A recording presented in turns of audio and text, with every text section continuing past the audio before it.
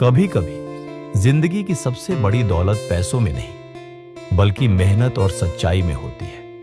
आज की कहानी है एक ऐसे गरीब किसान की जिसने अपनी मेहनत और ईमानदारी से पूरी दुनिया को दिखा दिया कि अगर इरादा सच्चा हो तो मिट्टी भी सोना बन सकती है। सूरज की पहली किरणें खेतों पर पड़ रही थी।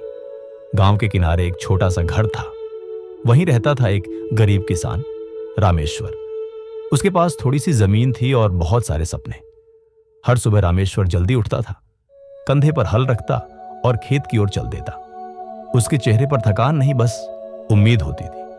वो कहता, मिट्टी को जितना सींचो उतना देती है। एक साल बारिश नहीं हुई, सारी फसल सूख गई। गांव के किसान मायूस थे। रामेश्वर के घर में खाने को अनाज तक नहीं था। रामेश्वर ने हार नहीं मानी।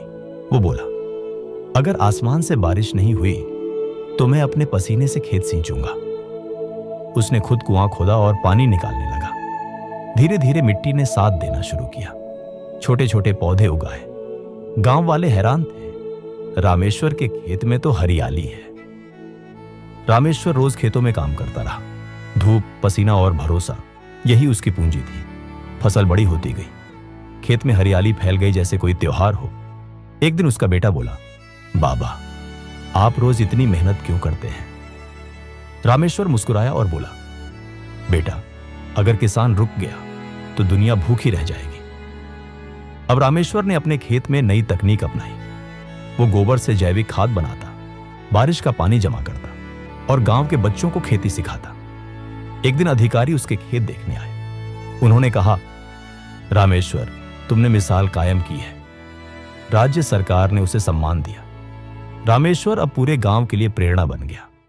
रामेश्वर ने खेत की मिट्टी उठाई और कहा, इस मिट्टी में भगवान बसते हैं। जो इसे सींचता है वही सच्चा पुजारी है। पृष्ठभूमि में सूर्यास्त हुआ और खेतों में सुनहरी फसल लहराने लगी। अगर नीयत सच्ची हो और मेहनत लगातार तो बंजर जमीन भी सोना उगा देती है।